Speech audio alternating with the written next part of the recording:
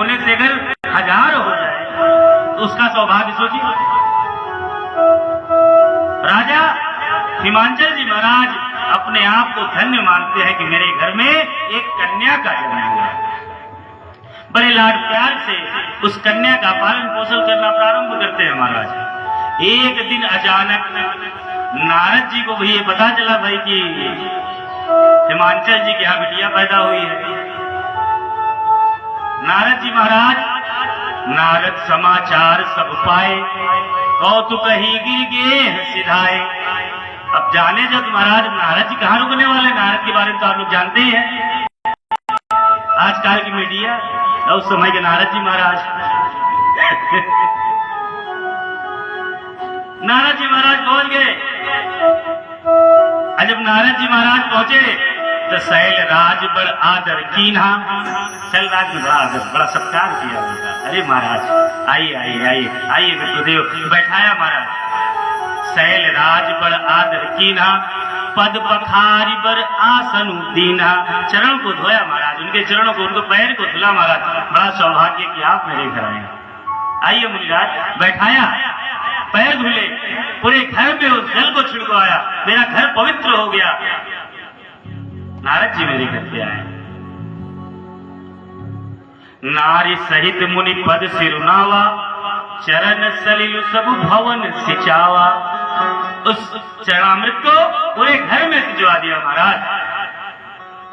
निज सौभाग्य बहुत गिरबरना, तुरंत बोली मेली मुनि चरना।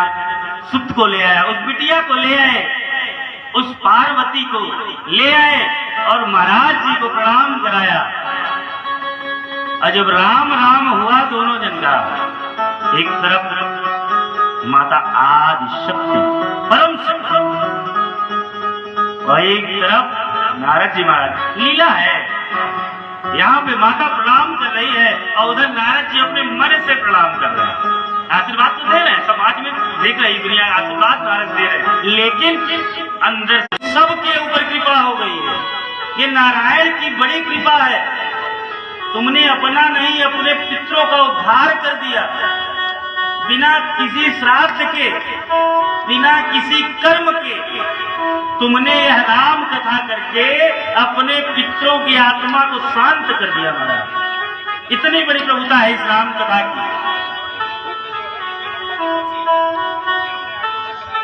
तो तुम्हारा तो ऐसे कल्याण हो गया, तो हमारा सोना हुआ था तुम्हारा हीरा हो गया। हमारा सोने है कि हम राम कथा कहने में ले आ गए, अपनी माताओं के आंचल में आशीर्वाद लेने आ गए, लेकिन तुम्हारा हीरा हो गया है। मानो यहाँ पे बैठा हर एक प्राणी का ये हीरा है।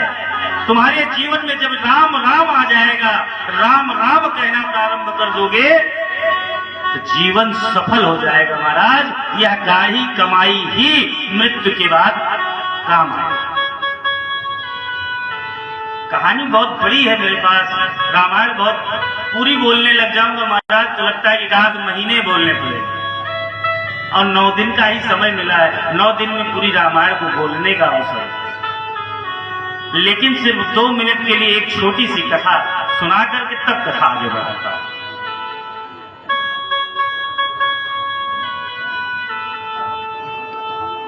एक राजा हुए, राजा श्वेत। राजा श्वेत इतने बड़े धर्मात्मा थे, इतने बड़े दानी थे।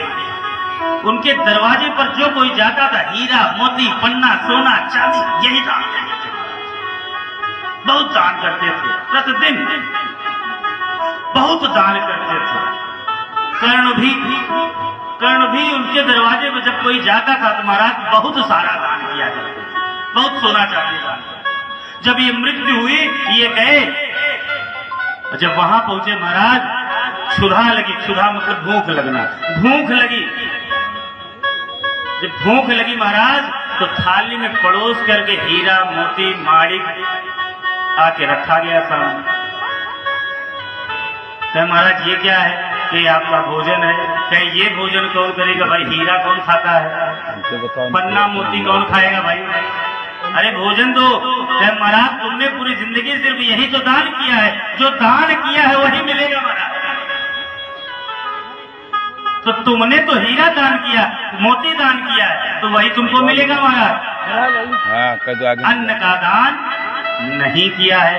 अन्न का दान विशिष्ट होता है। जब आप इस योनि में, मनुष्य योनि में अन्न का दान करते हो तो अपरलोक में मिलता है।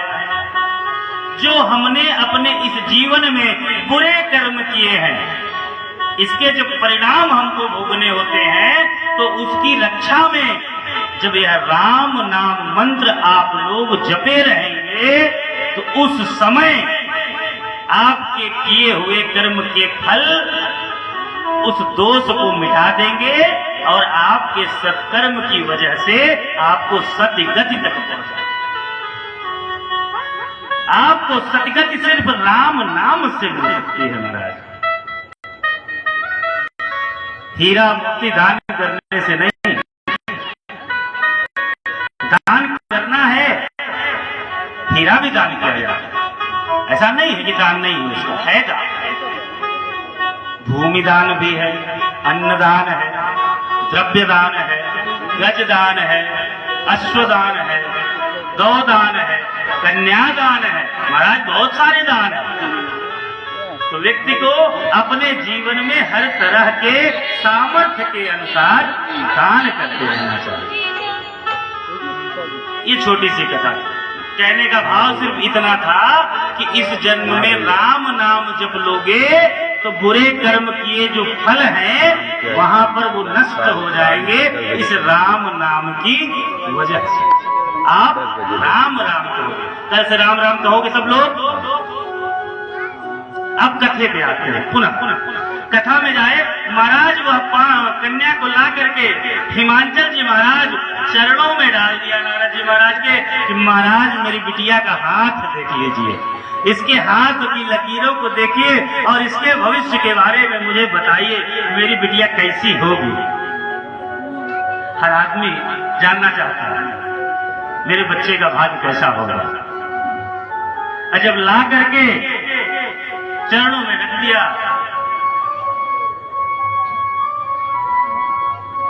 अरे इस कन्या का हाथ तो बड़ा दिव्य है। दिव्य है महाराज, मतलब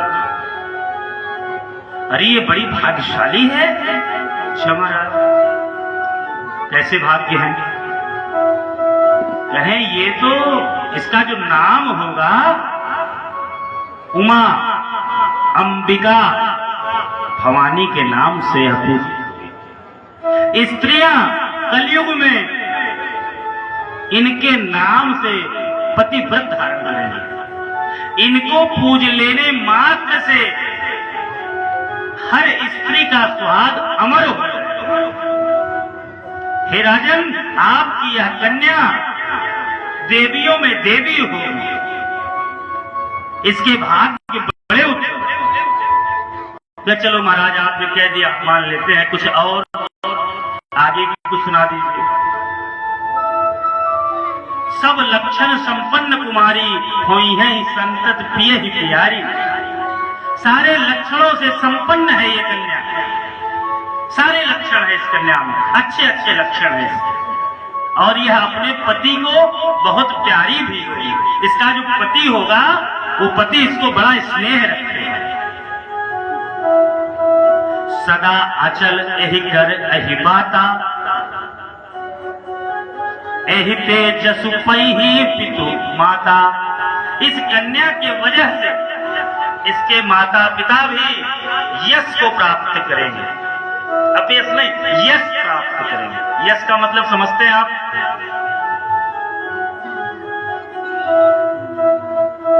अब माता पिता की छाती बड़ी हो गई, मेरी बिटिया तो भाई अच्छी हो गई, इसके भाग्य अच्छे हैं, अच्छा पति भी मिल रहा है, भाई बढ़िया प्यार करेगा, हमारी बिटिया को खुश रखेगा, संतुष्ट रखेगा, तमाम सारी चीजें हो गई। तो महाराज कुछ अवगुण भी बता दीजिए। कुछ अवगुण है कि सब गुण गुण है? जो अवगुण पूछ ही रहे हो आप,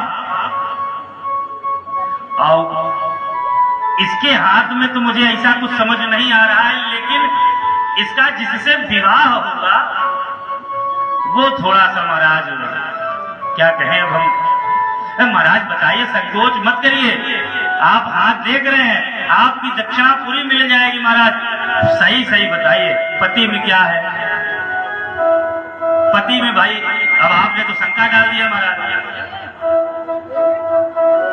ऐसा क्या है पति में? अगुण अमान मात पितुहीना, जो अगुण होगा कोई गुण ही नहीं है, अमान होगा कोई मान सम्मान नहीं है, मातु पितुहीना, पिता और माता के बिना होगा, है? बिना पिता माता का। अच्छा ये बताइए, कोई व्यक्ति अपनी पुत्री का विवाह ऐसे लड़के से करना चाहेगी? कोई माँ चाहेगी कि मैं जिस लड़के से अपनी पुत्री की विवाह करूं, विवाह करने जा रहे उसका माता पिता का पता नहीं? कोई चाहेगा? उनकी बात सुनकर माता पार्वती की मैया मैना, उनके तो महाराज रोंगटे खड़े हो गए। ये क्या बता रहे हो महाराज? उदासीन सब संशय। अरे महाराज कहाँ जा रहे हो? ऐसा ना करिए, सही सही देखिए, अच्छे से देखिए महाराज, और अच्छे से बता दूं। हाँ, जोगी जटिल अकाम मन, जोगी भी होगा। अब भाई कम था, इतना बता दिया कि माता पिता नहीं रहेंगे इस पुत्र के। अब क्या बता रहे हो महाराज? जोगी जटिल अकाम मन, नग्न अमंगल वेश, अमंगल वेशधारी होगा, जोगी जोगी होगा, अमंगल वेशधारी होगा, नग्न रहेगा महाराज। भैया हम ऐसी लड़की से, ऐसे लड़के से बिया अपनी बिटिया नहीं करेंगे, ये कैसी बात हो रही है? अस स्वामी यही कह मिले, परिहस्त असिरेख, इसके हाथ की रेखाएं कह रही है, मैं नहीं कह रहा, इसके हाथ की रेखा कह रही है कि इसको जो पति मिलेगा वो जोगी जटिल अकाम मन, नग्न अमंगल वेशधारी, वो अमंगल। अब नारद जी बता तो रहे हैं, लेकिन नारद हूं यह भेद न जाना, नारद जी भी नहीं समझ पा रहे इसका पति बनेगा कौन। नारद हूं यह भेद न जाना, दशा एक समझ मिल जाना। ये बड़ा असमंजस की स्थिति बन रही है। बड़ी देर तक वार्ता चली माता पिता में। महाराज हिमांचल ने यहाँ तक कह दिया महाराज को लेन देन कर लो, बर दूसर विचारते हो, वो दान दक्षिणा बढ़ा देंगे भाई, कुछ अच्छा विचार दो, कोई अच्छा पर पहचान करा दो। भैया देखिए अब जो है वो है, इसमें हम कुछ नहीं कर सकते, इसको कोई टाल। जो ब्रह्मा ने एक बार मस्तक पर लिख दिया उसे कोई दूसरा टाल नहीं सकता। लेकिन एक बात कह रहा हूं। क्या महाराज? बात यह है कि अगर इसका विवाह भगवान शिव के साथ कर दिया जाए तो कोई यह नहीं कहेगा, सामर्थ्यवान को कोई दोष नहीं होता है। अभी किसी अच्छे समाज में नेताजी उतर करके गाड़ी से बैठे हो, अभी उतरे हो, वहां कोई व्यक्ति पान खाकर थूक दे, राह चलता हुआ व्यक्ति, तो हमारा अंदाज है कि नेताजी के जो 4 गनमैन थे वो गनमैन 2-4 हाथ जरूर दे देंगे कि नेताजी के सामने तुम पान खाकर थूक रहे हो। लेकिन उस समाज में ही वही नेताजी जब गाड़ी से उतरे और पान खाए तो उनको भाषण देना का पक्ष से थूक दिया, तो महाराज उस नेता से कोई नहीं कहता कि महाराज तुम काहे थूक दिए। क्यों? क्योंकि समर्थ को नहीं दोष गुसाई, सामर्थ्यवान को कोई दोष नहीं देता महाराज। अच्छा, सामर्थ्यवान को दोष नहीं होता ना? कैसे? अच्छे रस को भी खींचता है, बुरे रस को भी खींचता है, पुष्प की सुगंध को भी खींचता है, और जब वही फूल सड़ जाता है तो उसके दुर्गंध को भी खींचता है। लेकिन कोई ये कहता है गलत है। नदी माता गंगा अभी एक बाल्टी गंगा चल रही है और यहां रख दीजिए, उसमें कोई कुत्ता मुंह डाल, आप उस जल को पिएंगे? नहीं पिएंगे। लेकिन माता गंगा जी आप जाइए उनके घाट पर, ना जाने क्या क्या बह रहा है, ना जाने क्या क्या हो रहा है, लेकिन आप वहां जब जाते हो तो उनके जल को उठाकर धारण करते हो महाराज, पीते हो। उस जल को पीना यह सिद्ध कर देता है कि समर्थ को नहीं दोष गोसाई, सामर्थवान के लिए दोष नहीं होता है। तो अगर इस कन्या का विवाह भगवान शिव से हो जाए तो फिर ये सारे दोष, कैसा दोष? जोगी जटिल अकाम मन नग्न अमंगल वेश, ये सब कोई नहीं कहेगा महाराज। जो कहेगा वो अंबिका भवानी कह के प्रणाम ही करेगा। पिताजी की तो बात समझ में कुछ आ गई, महाराज ठीक कह रहे हैं, लेकिन माता का हृदय कोमल, प्राणनाथ हम बिटिया लई के पहाड़ से कूद जा, हम अपन जीव दे दे, हम बिटिया के बियाह ऐसे लड़किया संगीत नहीं करेंगे। अरे बाप रे बाप, न माई न बाप के बियाह के परमात्मा। नारद जी तो बता के अपना काम कर गए महाराज, धीरे से समझाया कि अगर अच्छा चाहते हो तो अपनी पुत्री से कहो जाकर के भगवान शिव के लिए तपस्या शुरू कर दे। तपस्या करने लगेगी तो इसको भगवान शिव पति रूप में मिल जाए। नारद कह के चले गए, लेकिन माता का हृदय मानने को तैयार नहीं। लेकिन अंदर से पार्वती खुश हो रही है। खुश क्यों हो रही है? उनको तो पता है ना अपना संबंध, तो वो खुश हो रही कि अब मेरे प्राणनाथ से मिलने का समय मेरे नजदीक आ रहा, अब मेरे प्राणनाथ मुझे मिल जाएगा। अब माता ने जाकर मैना से, अपनी मैया से कहा, मैया मैंने एक सपना देखा, सपने में एक ब्राह्मण आए थे और उन्होंने मुझे बहुत समझाया कि जाकर के तुम भगवान शिव की तपस्या करो, तुम तपस्या करोगी तो भगवान शिव तुम्हें प्राप्त हो जाएंगे, जिससे तुम्हारा जीवन सुखी और संपन्न। बिटिया की भी बात सुनी, पति भी समझाए, नारद जी ने भी समझाया, माता कुछ बोल नहीं रही। अंततः पार्वती जी गई, तपस्या करने लगी। क्यों तपस्या करने लगी? कि भगवान शिव मुझे पति रूप में मिले। अब जब वह जा करके तपस्या करने लगी तो तपस्या करते करते माता सब कुछ जैसे भूल गई। एक मुद्रा में बैठ करके माता ने ना जाने कितने वर्षों तक भगवान शिव के लिए तपस्या करते। हम आप एक दिन का व्रत रखते हैं, बताते 3 किलो सेब 2 दर्जन केला ले आना, लेकिन माता पार्वती तपस्या करने गई है। कई सम्मत तक उन्होंने सिर्फ हवा पी करके अपनी तपस्या को किया, कई सम्मत तक सिर्फ जल पी करके तपस्या किया, कई सम्मत तक बेल पत्ती सूख करके जो डाल से गिरकर जमीन पर गिर जाती थी, उन पत्तियों का भक्षण करके माता ने तपस्या किया, फिर भी भगवान शिव नहीं आ रहे। इतना घोर तपस्या, फिर भी शिव आ, तो माता ने इसका भी त्याग किया।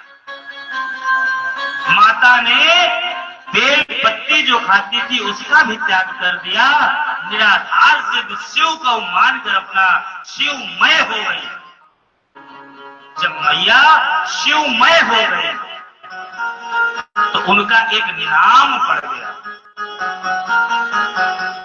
बोलिए अपर्णा महता महारानी की। मैया अपर्णा उनका नाम, जिसने कुछ न पाया। अपर्णा उनका नाम पड़ गया, अपर्णा। मैया अपर्णा के नाम से भी पूजी जाती है। अब भगवान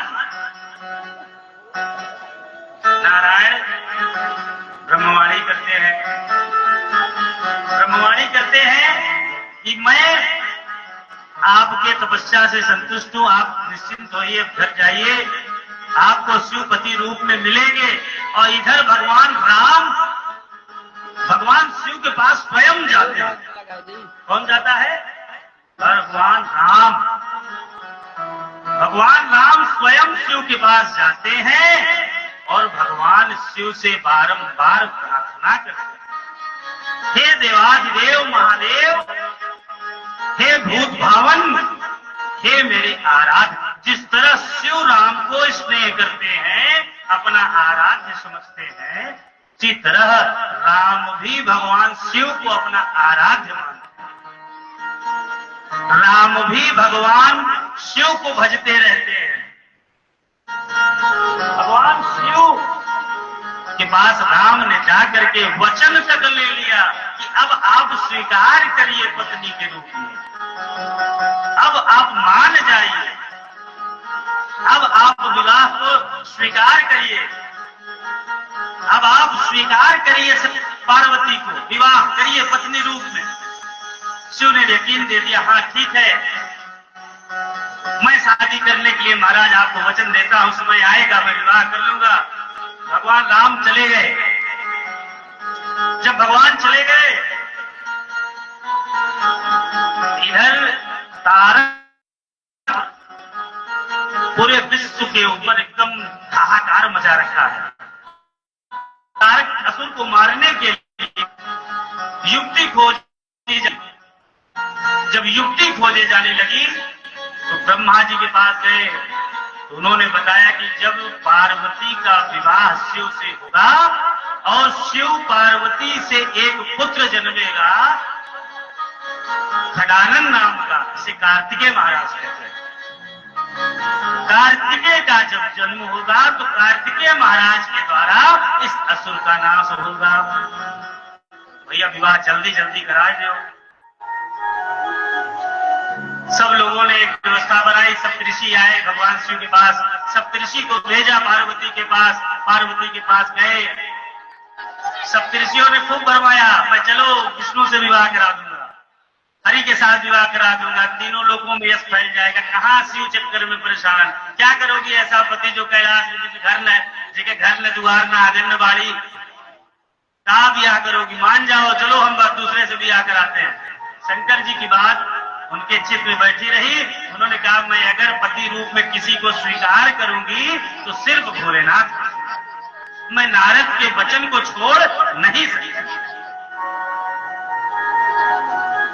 अब उन्होंने जब देख लिया कि सती टिक नहीं रही है, पार्वती एक धर्मिष्ठ की तरह धर्मनिष्ठ बनकर अपने पति के लिए ही तपस्या कर रही है, मेरी बातों का असर नहीं हो रहा है महाराज, तब उन्होंने उनको प्रणाम किया और उन्हें वचन दिया कि आपका विवाह शिव से होगा। जब आपके पिता बुलाने आए तो आप घर चले जाए। इधर हिमालय जी को बताया गया, हिमालय जी आए, माता रानी तपस्या बंद करके भगवान शिव को मान करके घर चली गई। इधर शंकर जी के विवाह की तैयारी है। अब चूंकि समय ज्यादा हो रहा है, आधे घंटे ही कथा और कह पाऊंगा। कल एक विडंबना मेरे साथ घट गई। कल रात्रि में कथा ज्यादा देर तक कहने की वजह से मुझे घर पहुंचने में 2 बज गए और मैं 2 बजे जब घर पहुंचा तो 2:30 बज गए सोने में। 2:30 बजे सोया, 6 बजे उठ गया महाराज, तो नींद पूरी नहीं हुई और सारा दिन जगता रहा। आज मंगलवार मैं व्रत हूं, बिना कुछ पाए बैठा हूं, तो आज जल्दी जाऊंगा तो कुछ पाने योग्य रह जाऊंगा, इसलिए आधे घंटे की कथा और सुनाऊंगा। अब भगवान शिव का विवाह करते हैं हम। आप विवाह, अच्छा विवाह तो सभी को पसंद है, आप लोगों को विवाह भी चलना है, मैं आप लोगों से कुछ पूछ रहा हूं, आप लोग बताइए हमको, आप लोग कन्या पक्ष से रहेंगे कि वर पक्ष से? पहले तो ये तय करिए।